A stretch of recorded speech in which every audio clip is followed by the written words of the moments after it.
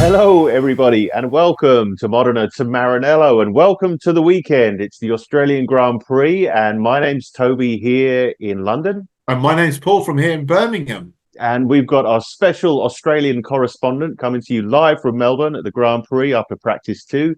It is Richie Chirnside. Let's have you, Rich.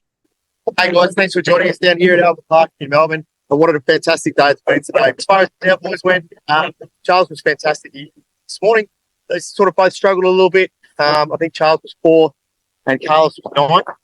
And reading into that with the 9th, Carlos, I really didn't expect to see him in FP2. I thought they were going to pull Ollie out of the F2 and bring him in to Charles's seat. But Carlos' seat. But he seems to be doing well. I think we're happy with where the car's at.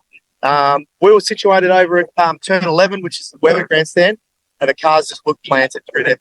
The one thing I will say is that 15, it looked terrible. I've watched from about 3 or 4 different spots throughout the day today. Mercedes look like they're struggling as well. Whether or not they've just let Lewis run his race for the rest of the year before he comes and joins us next year, who knows? But he's back. He finished in 14th, Russell up in 4th. So read into that what you will, but I think they may have left the development all up to Lewis and left him in the sheds with that one. Back to Cowboy Charles. He loves it here. 2022, he was invincible. He set fastest lap every session. He got qualified in pole, fastest lap of the race, and then obviously won the race. So I think our car's coming good. I think there's a lot of hope here for to Foci, not only this weekend, but for the rest of the year. Red Bull's always going to be Red Bull. If you believe the news that we're hearing down under here, Adrian Newey might not be too far away from joining us. So, a Newey Hamilton duo sort of reminds me of that late 90s when Ross Brawn and Rory and the like came together. And geez, didn't we have some fun back then? So, don't know if I'm comfortable with Lewis winning 5 titles at Ferrari, but hey, 5 titles, I'll take it. One of the things with the Australian Grand Prix is we don't have any camping here, so the track, as you'll see from some of the footage I'll send to you guys, we're about 4 days from the CBD, so it's essentially probably one of the closest Grand Prix in the calendar, but no camping. We do, for those that don't know, Albert Park is actually built around a lake and a golf course, so there is a potential there for camping, but the Victorian government doesn't mind locking people up and not allowing us to do too much, so I don't think the camping will ever be there. The Aussie flavour is massive here this weekend. Oscar's pretty popular here.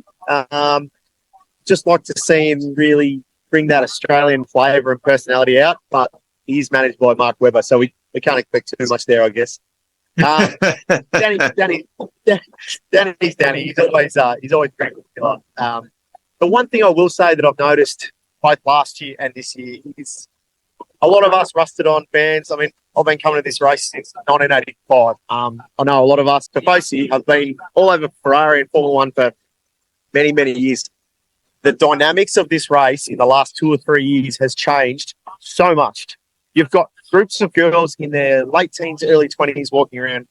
No guys. You've got young kids everywhere. They've all got the merch on. They're all, to the people I've spoken to, are passionate, invested in the sport. Now, okay, that's a direct result of Drive to Survive, but sports to survive, they've got to re-inject their fan base, and that's what they've done here. And we've sold out 3 days in a row. We've sold out the last 3 races here.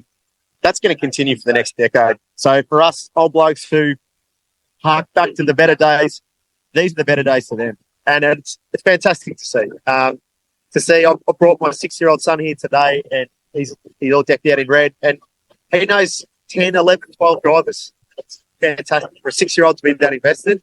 I'm pretty happy with that. This is a massive park down here. Like it's a big precinct. There is people everywhere. Wow. Tomorrow and Sunday are going to be even bigger, which I don't know how, because the sellout's a sellout. But fantastic. We've got a Carrera Cup field about to go past it. Cool. It's still at 2. Behind schedule here today. We've had a lot of red flags. I think one boy went around pretty much untouched, but F3 we had red flags, F2 we had red flags, and it even compressed in the supercars. So the V8 supercars are racing a championship round here, and they've had to make it a time-certain race. So I know they're not exactly happy with it, but sort of play with the big boys, that's what you get, I guess. So, yeah, absolutely. Yeah. Yeah, so my dad's chief marshal here for the Victorian flag marshalling team. So Oh, great. in years gone by, I've always got a general admission ticket, but purely because of the way how crazy this race has gone, the last 3 years I've been in grandstands. So the Australian Grand Prix Corporation, in their wisdom, done the whole dynamic pricing. So what's always been a $400 grandstand ticket's now $600-700, depending on popularity of it, which... Yeah, there's we're at that real tipping point down here with a lot of people who have been coming for 10, 20 years are starting to fall off because of that. So this year I'm in the Weber Grandstand, which is turn 11. Tight right-hander as you sort of start going back towards the pits. In the past, I've been down at turn 3, which is the general admission area, which is fantastic. But you've got to line up at 4 or 5 o'clock in the morning to get to the fence and all that sort of stuff. So, which I assume is the same overseas. Yeah. But yeah, we've always sort of been that last corner before pit entrance, which is the luckily enough the Schumacher stand. But they just went in a heartbeat. I think every grandstand for Saturday, Sunday sold out in about 30 minutes this year, which is wow, it's crazy sort of stuff. You know, it's unbelievable how quickly everything's selling out. So. We've got a good view from our stand, but it's a very makeshift stand, so it's not the best spot on the track. But when you put your fingers in the bottom of the barrel and that's all you dig out, that's all you can take, I guess. So, yeah. It's definitely not like through the Schumacher era, and even so, the race came from Adelaide in 1996 to Melbourne. And from day one, Ferrari was everywhere. We've got a massive Italian population in Melbourne, and we've got it's a big one. It's gone off there, and I can see all smoke in the background. We've had a massive big accident where I was standing. Wow. We've got a big Italian residency. We've got Lygon Street, which is a really famous Italian street in Carlton. And so Ferrari's always been the most popular team here. But in recent years, I suppose you could say us. We haven't been a pretty team to watch, let's be honest. The fan base has dropped away, but there's still that red tinge to the whole crowd.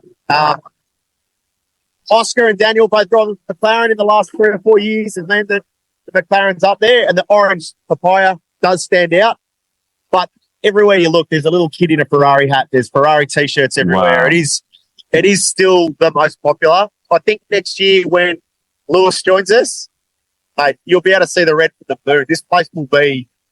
I really do think it'll be Schumacher era with Hamilton, because if you're not wearing red or orange, you're wearing black and silver and yellow of Mercedes. So they're definitely the 3 teams that are the most popular.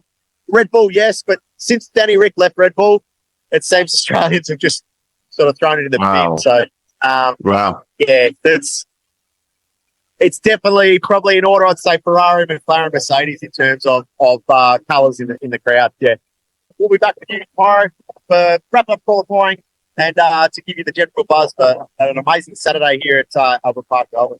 Thanks for having us, guys. Fantastic. Appreciate Thank you, man. Okay, See you soon. Thank you, mate. See you See soon. you. Bye-bye. Yeah, bye. Nice. Okay, that's all from us today. We'll see you tomorrow for the post-quali analysis again with Richie joining us live in Melbourne. And so it's goodbye from me. And it's goodbye from me.